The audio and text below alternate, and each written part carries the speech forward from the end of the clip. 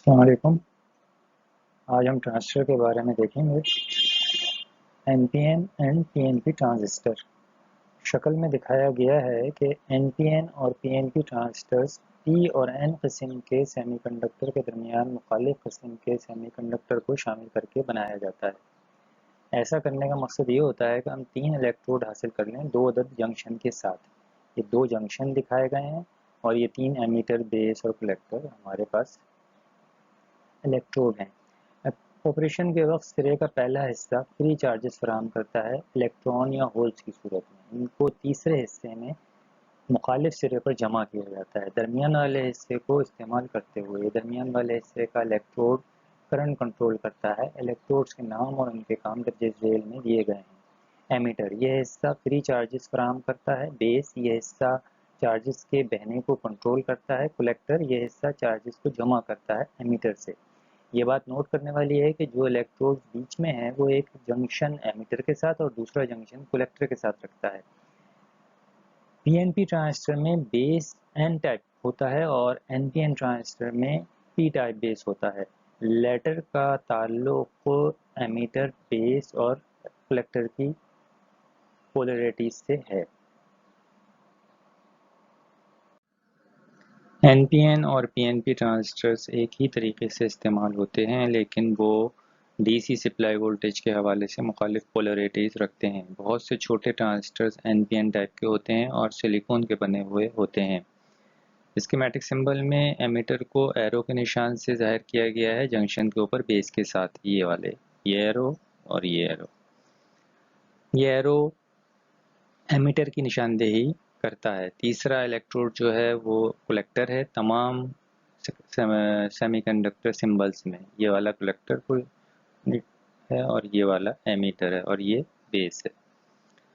Arrow का निशान whole current की सिम्त में होता है। शक्ल 1A में एमीटर एरो जाहिर करता है कि होल चार्जेस पी एमीटर से एन बेस में हरकत कर सकते हैं, इसलिए ट्रांजिस्टर पीएनपी है।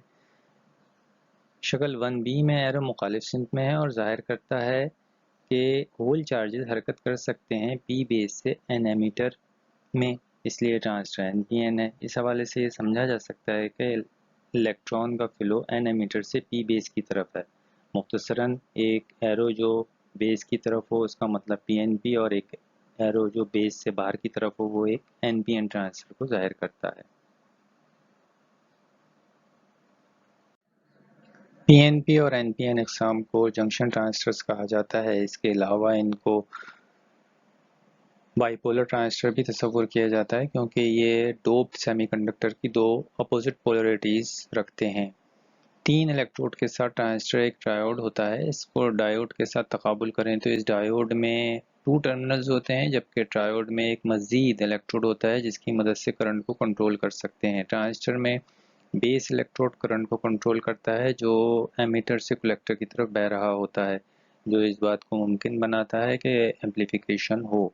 अमली तौर पे तमाम इलेक्ट्रॉनिक सर्किट्स में जो एम्पलीफायर्स होते हैं उनमें ट्रांजिस्टर्स का इस्तेमाल होता है। ट्रांजिस्टर या तो अलहदा होते हैं या फिर आईसी इंटीग्रेटेड सर्किट का हिस्सा होते हैं। ट्रांजिस्टर आईसी चिप का बुनियादी कंपोनेंट होता है। ट्रांजिस्टर को 1948 में बेल लेबोरेटरीज में इजाद किया गया था सेमीकंडक्टर मटेरियल की रिसर्च के एक हिस्से के तौर पर। इसका नाम डिराइव किया गया है ट्रांस रेजिस्टर से, जिसका मतलब यह है कि अपनी अंदरूनी इंटरनल रेजिस्टेंस लो आर जो एमीटर बेस सर्किट के अंदर होती है उसे ज़्यादा हायर आर जो कि कलेक्टर बेस सर्किट में होती है मुंतकिल कर सके। डायमीटर बेस जंक्शन,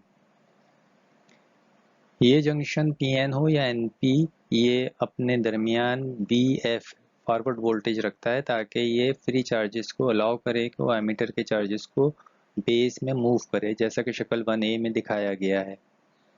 इसमें पीएनपी ट्रांजिस्टर में पी एमीटर पर वोल्टेज पॉजिटिव को अप्लाई किया जाता है, साथ में negative side VF N base पर। वीएफ ट्रांजिस्टर के लिए फॉरवर्ड बाइस है। ये पोलैरिटीज पीएनपी ट्रांजिस्टर के लिए हैं। शक्ल 1B में इस वाली में एनपीएन ट्रांजिस्टर फॉरवर्ड बाइस है और साथ में V-F एन एमीटर पर है, बिल्कुल पीएनपी टाइप के मुखालिफ। फॉरवर्ड बायस की मखसूस वैल्यूज़ 0.2 वोल्ट जर्मेनियम के लिए और 0.6 वोल्ट सिलिकॉन ट्रांजिस्टर एम्पलीफायर्स के लिए हैं। ये वो दरकार बायस वोल्टेज ज़रूरी होते हैं जो हर साइज़ के ट्रांजिस्टर के लिए यकसा होते हैं। ये बात इंपॉर्टेंट है इस चीज़ को समझने के लिए कि फॉरवर्ड बायस ज़रूरी होते हैं। ट्रांजिस्टर को ऑपरेट करने के लिए कोई करंट कलेक्टर से बाहर नहीं आ सकता जब तक कि वीएफ अलाउ करे एमीटर को कि वो फ्री चार्जेस को इंजेक्ट करे बेस में। मुख्तसरन जंक्शन ट्रांजिस्टर आम हालत में एक ऑफ डिवाइस होती है। इसको फॉरवर्ड वोल्टेजेस चाहिए होते हैं ताकि ये कंडक्ट होना शुरू करे।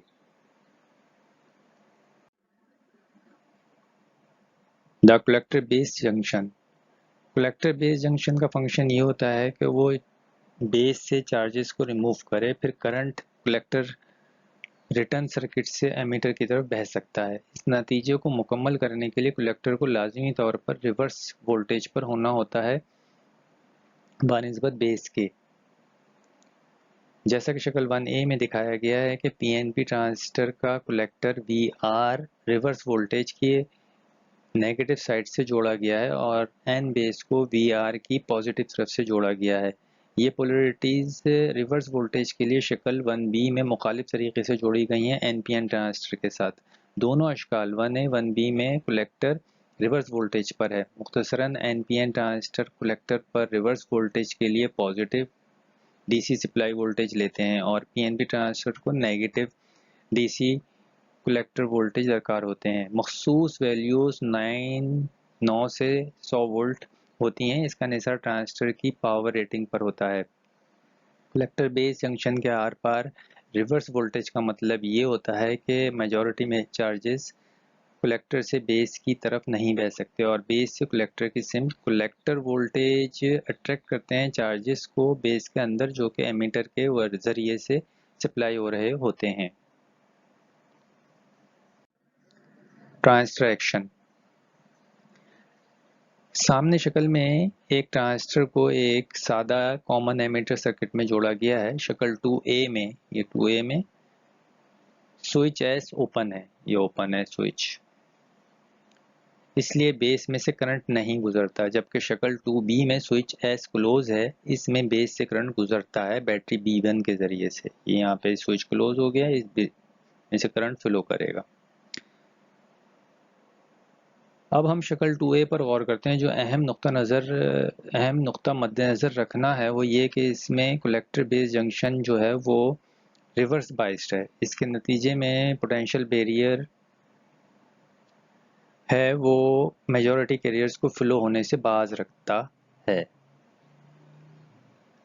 लिहाजा यहाँ पर हम लीकेज को नज़रअंदाज कर दें तो स्विच एस के ओपन होने के साथ कलेक्टर सर्किट के अंदर करंट मौसर तौर पर ज़ीरो हो जाता है।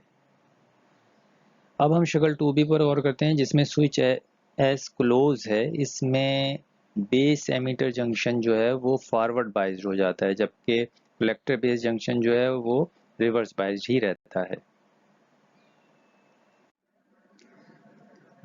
बेस एमिटर जंक्शन के फॉरवर्ड बायस होते हुए इलेक्ट्रॉन्स एन टाइप एमिटर में से गुजरते हुए पी टाइप बेस में जाते हैं जहां पर वो डिप्लीशन लेयर की तरफ बेस कलेक्टर जंक्शन पर जज्ब हो जाते हैं। जबकि जब एक दफ़ा इलेक्ट्रॉन्स डिप्लीशन लेयर पर पहुंच जाते हैं बेस रीजन में माइनॉरिटी कैरियर्स की शक्ल में, तो फिर वो पोटेंशियल बैरियर में से होते हुए जल्दी से तेज़ी के साथ कलेक्टर में फिसल या पहुंच जाते हैं। लिहाजा इस तरह ट्रांजिस्टर में करंट वजूद में आ जाता है।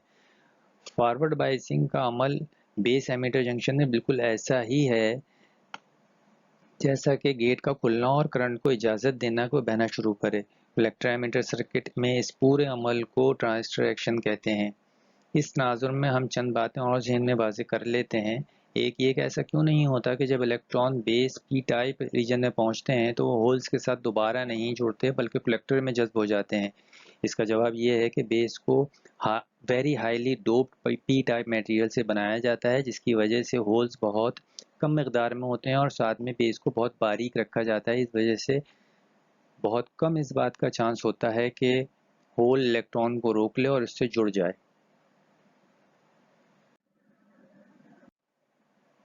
जब एक इलेक्ट्रॉन अगर बेस रीजन में जुड़ जाता है तो वो उस वक्त इक्विवेलेंट को बिगाड़ देता है, क्योंकि बेस मंफी चार्ज इलेक्ट्रॉन को पकड़ लेता है। इसको इस तरह दुरुस्त किया जाता है कि बेस को B1 बैटरी के ज़रिए से होल्स की सप्लाई की जाती है। ये होल्स की सप्लाई बेस के अंदर जुड़ने के अमल को बराबर करती रहती है, जो कि ट्रांजिस्टर में बेस करंट को तश्कील देती है। इसी वजह से बेस करंट मंफी चार्ज को बेस पर बनने से रोकता है और बेस एमिटर जंक्शन को फॉरवर्ड बाइस्ड में रखता है। ये चीज़ कलेक्टर में करंट के बहाव को बरकरार रखती है, लिहाजा ट्रांजिस्टर को एक करंट कंट्रोल डिवाइस कहा जाता है। करंट HFE रेशो होता है कलेक्टर करंट और बेस करंट का। ये लाजमी बराबर होना चाहिए नंबर ऑफ इलेक्ट्रॉन पर सेकेंड के, जो एक पूरा कामयाब चक्कर लगाते हैं एमीटर से कलेक्टर तक, डिवाइडेड बाई उस नंबर से जो रिकम्बाइन होते हैं। एक मखसूस छोटे सिलिकॉन ट्रांजिस्टर में एक इलेक्ट्रॉन का बेस रीजन में रिकम्बाइन होने का चांस 100 में से 1 का है, लिहाजा current gain is of the order of 100 हुआ। ये हकीकत है कि दोनों इलेक्ट्रॉन और होल करंट इस पूरे ऑपरेशन में शरीक होते हैं, जो कि ट्रांजिस्टर को एक पूरा नाम देते हैं, BJT, बाइपोलर जंक्शन ट्रांजिस्टर। इसकी ये शनाख्त इसको फैट फील्ड इफेक्ट ट्रांजिस्टर से अलहदा करती है। ट्रांजिस्टर का एमीटर रीजन जो है वो हैवीली डोप्ड होता है और इसके बेस एमीटर जंक्शन का एवलांच ब्रेकडाउन वोल्टेज सिर्फ 6 वोल्ट होता है। इस फैक्ट को लाजमी तौर पर कुछ स्विचिंग सर्किट में जहन में रखना चाहिए, जहां पर लाजमी एहतियात रखनी चाहिए कि एक्सेसिव रिवर्स बायस से बचें। लेकिन यह खासियत फ़ायदेमंद भी हो सकती है, चूँकि बेस एमिटर जंक्शन एक छोटे सिलिकॉन ट्रांजिस्टर में 6 वोल्ट जीनर डायोड की तरह बिहेव करता है और इस हवाले से बाज़ औक़ात इस मकसद के लिए इस्तेमाल भी किया जाता है। आज की वीडियो का इख्तिताम हुआ। इसका दूसरा पार्ट इंशाअल्लाह हम अगली वीडियो में देखेंगे। अल्लाह हाफ़िज़।